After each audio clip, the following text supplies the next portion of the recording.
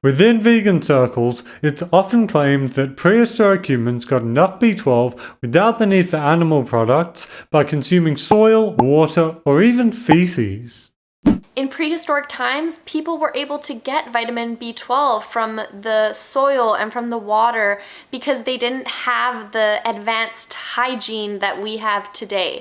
Untreated water and soil have B12. Before industrial farming, farm animals and humans could get B12 by eating traces of dirt on plant foods or by drinking water from rivers or streams. Way back in the day, before toilets, we probably touched our own feces. So we naturally had it on our hands, and that we would go pick berries or whatever and eat it. The bacteria in our colon would make the B12, we'd poop it out, and we would, But today I'm here to be the bearer of bad news. This is extremely unlikely to be true, and vegans should stop repeating this myth.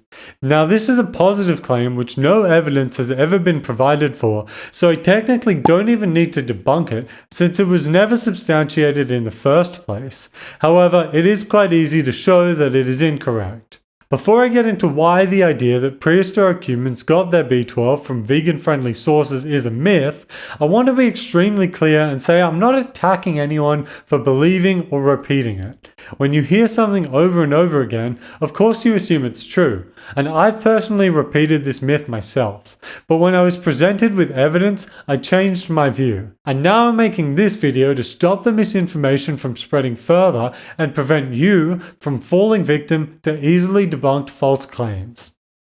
So why does this even matter? Well, because misinformation is bad for vegans and it's bad for the vegan movement.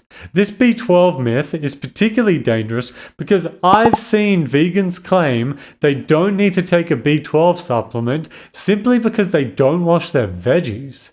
Beliefs like these put people at a serious risk of B12 deficiency, which can cause symptoms such as fatigue, depression, and cognitive impairment. And if more vegans experience health problems due to misinformation, more will quit veganism, reinforcing the stereotype that a vegan diet is inherently unhealthy. Beyond health concerns, spreading false claims damages our credibility, while logically being wrong about B12 doesn't change the strength of the arguments for veganism. To outsiders, it does raise doubts. If vegans are wrong about B12, what else could they be wrong about? And this is only going to become more of a problem the further this myth spreads, because eventually the truth will come out no matter what.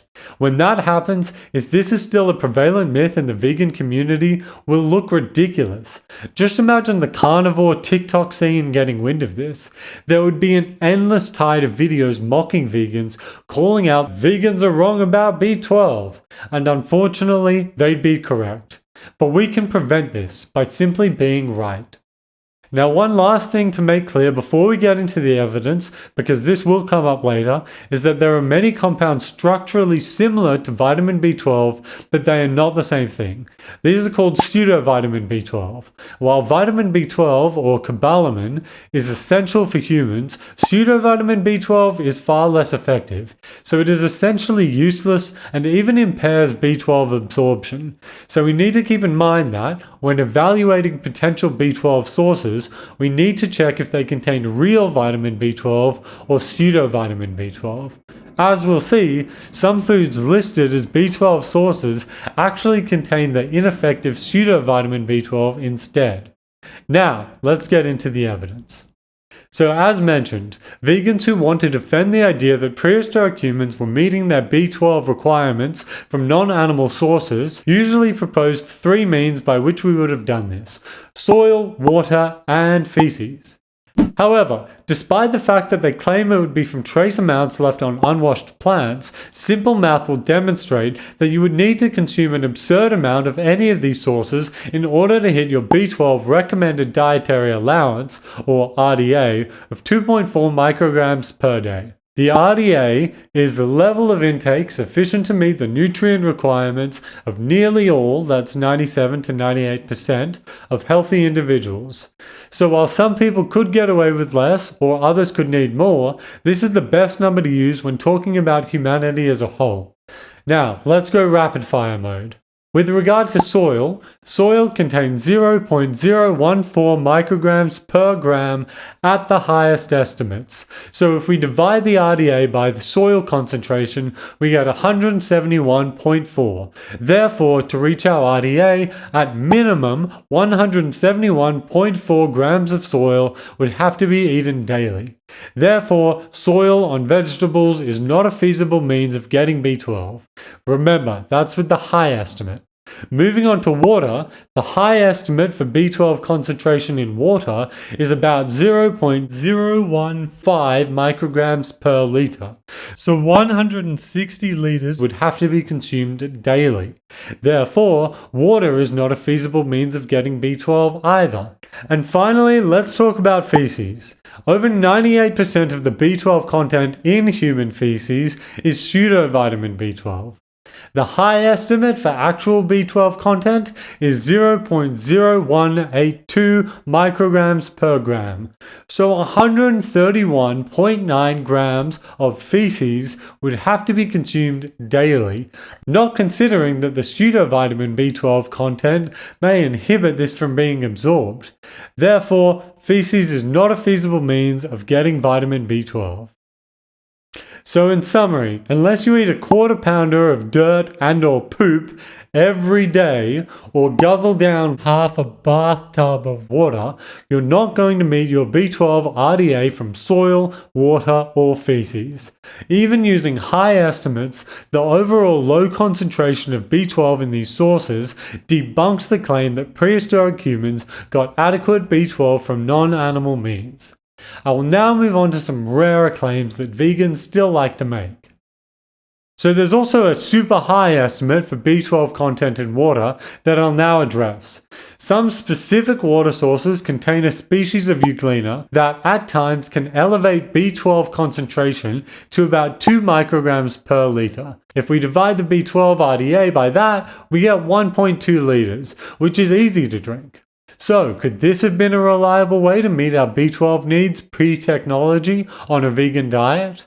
Well, no, there are a few problems with this idea. First, if you look at the B12 concentration over time, it's highest when the Euglena is blooming, but for most of the year, you wouldn't be able to meet your B12 RDA by drinking a reasonable amount of this water.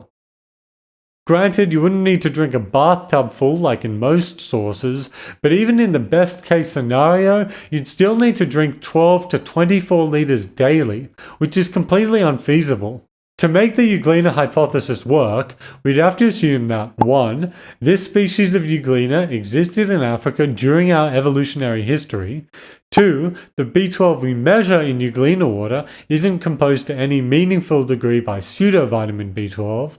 And 3. We were able to isolate specific water sources containing this species of Euglena, harvest them at the right times, and store that water to consume throughout the year, all without the aid of technology. If you think that's plausible, I would love to hear how. Now let's talk about the duckweed hypothesis. So there are some species of duckweed that have been shown to have a high enough B12 concentration to meet our RDA without needing to consume an absurd amount, namely Wolfia globosa and possibly Lemna minor. But the problem with this hypothesis is that these species of duckweed are not easily found in Africa. But even if we assume that all duckweed has the same B12 concentration as these species, which we don't have any reason to believe, have a look at this map. The distribution of duckweed in Africa is simply too sparse. There's no reason to believe a nomadic species could reliably find a duckweed pond to meet their needs. And to be clear, those distribution dots on the map aren't to scale. It's not as if huge regions of Africa are just covered in duckweed. But wait. You might now want to say that the source I linked for B12 concentration in soil shows that we could potentially meet our B12 needs by consuming barley and or spinach. The source states that the addition of cow dung at the rate of 10 grams per kilogram increased the B12 content in barley kernels by more than threefold, from 2.6 to 9.1 nanograms per gram of dried weight, and in spinach leaves by close to twofold, from 6.9 to 17.8 nanograms per gram of dried weight. Converting this from nanograms to micrograms gives us 0.0091 micrograms per gram for barley. Now, dry barley when cooked becomes at minimum 3 times heavier, giving us approximately 0.00303 micrograms per gram. So, if we divide the RDA by this number, we get 791 grams. This is only about 975 calories, so pretty feasible for somebody to eat. For spinach, this is 0.0189 micrograms per gram. Since spinach is about 90% water, cooked spinach is 10 times heavier than the dried version that was tested, so we get approximately 0.00189 micrograms per gram. So if we divide the RDA by this number, we get 126 grams. So it might depend on the person, but I personally feel like I could eat that amount in a day. However, there are still a few problems with this claim. For one, this was talking about a specific method of farming. The examples used manure, which I wouldn't consider vegan, considering that purchasing it directs money towards the animal agriculture industry. Also note that this farming technique has only been shown to work for 2 plant foods. It didn't increase concentration of B12 in soybeans, so we don't know how many other foods it would work for. But more significantly, let's recall the actual claim on the table here, that prehistoric humans were able to get enough B12 from plant sources. This is a historical question, not a question about whether it's theoretically possible that in the future we could live off plants alone without the need for supplementation due to advanced farming techniques. Agriculture itself is only about 12,000 years old. Modern Homo sapiens are at least 160,000 years old, with archaic Homo sapiens dating back 300,000 years. We could go back even further and point out that Homo erectus is about 2 million years old, and so on. So depending on what is meant by prehistoric humans, that's up to millions of years unaccounted for. But let's talk about fermented foods now. Some experiments have shown promising results in fortifying grains with B12 through fermentation. However, these studies rely on highly controlled artificial conditions, isolating and cultivating specific bacterial strains to ensure they dominate in the fermentation process. In nature, fermentation is almost always polymicrobial, meaning that other bacteria would likely outcompete it or contribute to the process. Many of these microbes produce pseudovitamin B12, which as mentioned, not only fails to meet dietary needs, but can even worsen B12 status. And let's also not forget that, similarly to agriculture, intentional fermentation is only about 12,000 years old. So again, considering how long humans have been around, this seems to be an unlikely source of B12. If there were a naturally occurring process that consistently produced bioavailable B12 in fermented plant products, we'd expect real-world evidence of it, particularly in African regions where these claims are often applied. But no such natural example has been demonstrated, only artificial setups designed to make it work. The last claim I'll address is that humans produce B12 in our gut, so we actually don't need to consume any dietary B12. Well, this would be great if it were true, but if that was the case, no one would be B12 deficient. However, supporters of this theory will go on to say that since other animals like cows can make their own B12, or rather their gut microbiome can, humans should be able to as well. Well, we do actually make our own B12, but our B12 producing bacteria live primarily in our colon, which comes after the small intestine where B12 absorption occurs. We may also produce some in our small intestine, but there's no evidence that this is enough to meet our needs. That means that any B12 our gut bacteria produces is essentially wasted, unless you want to eat that quarter pounder of poop we were talking about earlier. But this works differently for other animals. Ruminants like cows and sheep have multi-chambered stomachs, with the first chamber, the rumen, housing bacteria that ferment plant material and produce B12, which is then absorbed by the small intestine. Hindgut fermenters like rabbits and gorillas also rely on gut bacteria to make B12, but since it's produced in their colon, they compensate by eating their own feces. Coprophagy.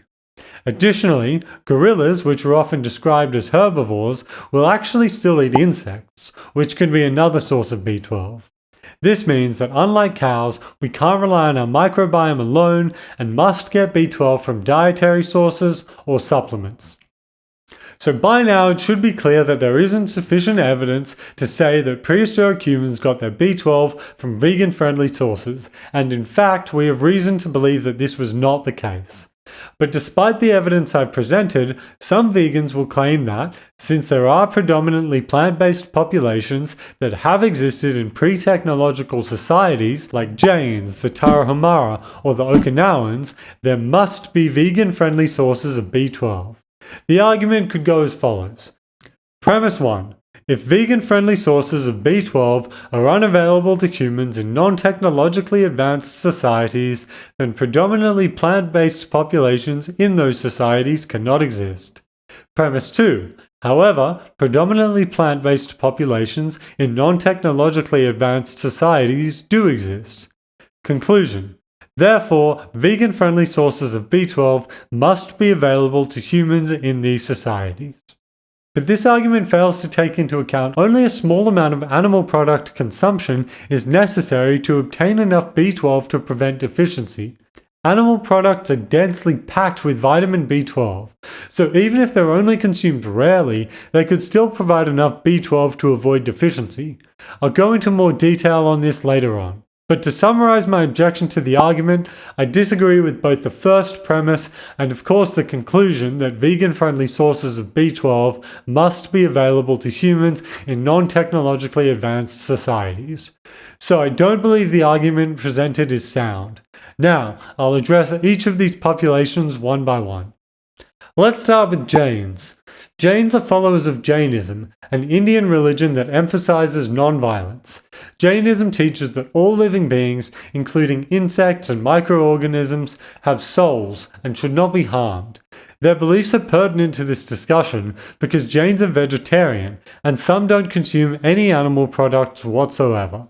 As mentioned, this will lead some vegans to point to Jains as an example of humans getting B12 without animal products or technology, stating that if what I've said about B12 is true, they couldn't exist. Well, firstly, Jainism has only existed for about 2,500 years. Agriculture, which as I mentioned is 12,000 years old, is an example of technology, so Jains are not a good example of a pre-technological society. But more importantly, Jains are not necessarily vegans. They are allowed to eat animal products like milk, cheese, and ghee. Just 100 grams of paneer, that is Indian cottage cheese, contains 0.6 micrograms of B12, not to mention the other sources they could be consuming. And despite this, the rate of B12 deficiency in Indian vegetarians is still very high, so they're not a great example to use. So how about the Tarahumara? The Tarahumara are an indigenous people from northern Mexico. They are best known for their incredible long-distance running abilities, often running hundreds of kilometers in nothing but homemade sandals. Their diet is also mostly plant-based, centered on corn, beans, squash, and wild greens. Similarly to Jains, because of their diet, some vegans want to claim that their existence means prehistoric humans can reach adequate B12 levels without animal products. But let it be clear that, as far as we know, not a single member of the Tarahumara is even vegetarian, let alone vegan. After all, the whole reason they run so much is because of persistence hunting. They will literally chase animals down for so long that the animals will collapse. Their diet is low in meat, but an analysis of their diet shows that they consume a daily average of 1 microgram of B12, with meat being the dominant source, followed by eggs and then dairy. Finally, let's talk about the Okinawans. The Okinawans are an indigenous people of Okinawa, an island to the south of Japan. They have one of the highest concentrations of centenarians, that's people who live to over 100, in the world. This is another group that is mostly plant-based, with sweet potatoes historically being their staple food source. But yet again, the question of where they get their B12 is answered quite simply, from animal products.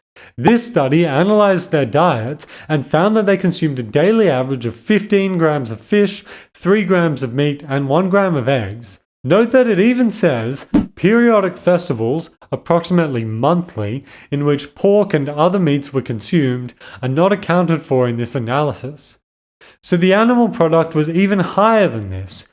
So to put this topic to rest, low meat populations like Jains, the Tarahumara, and the Okinawans got their B12 from animal products. Their existence does not at all show that prehistoric humans could get B12 from non-animal sources. Their animal product consumption was low in comparison to Western diets, but still high enough to prevent B12 deficiency. So that concludes this video. To paraphrase my friend Kai, we as vegans are up against an industry with 10,000 times the resources as us, and the number one thing we have on our side is facts and evidence. To stray from such to make a slightly more convenient argument is to discard the only thing we truly have over the industry. So I hope after watching this video, vegans will stop making these false claims. They're just so unnecessary considering how strong the arguments for veganism are. Veganism isn't about living like our ancestors. It doesn't matter if we couldn't get B12 naturally. It doesn't even matter if we could. What matters is that we have supplements, we have fortified foods, and we don't have to slaughter animals just to get B12. I'd also like to give a huge shout out to Dr. Avi and Ask Yourself for compiling a lot of the information I've been relying on. This video is in no small part basically a recreation of their video on the topic, which I'll link in the description. Additionally, thanks to Papaya Thief for helping with some of the research. Lastly, as I say in basically all my videos, I don't text to debate. Please feel free to leave comments and I'll do my best to respond, but if you'd like to have a back and forth discussion about this topic, then send me a message via Discord at MehtaEthics. Thanks for watching.